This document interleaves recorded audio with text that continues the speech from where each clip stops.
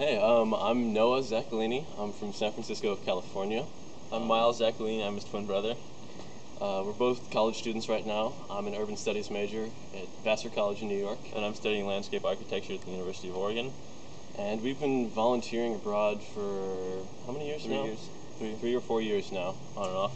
And so we have a pretty good experience in what there is out there and all this. And we've been at Buenos Cosas now for 3 weeks. We were working at San Pedro. And we were working with organic gardens and planting seeds around the community.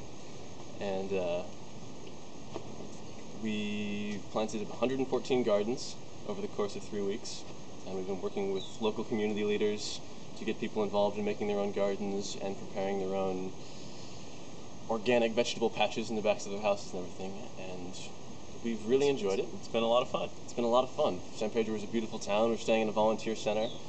That's literally right across the street from the lake. It's a perfect beach house. You have a public beach, so you're working there in the afternoon and you decide that it's a little too hot. We should go swimming. So you just jump in the lake. Don't even bother to bring a towel because you can walk back to your house.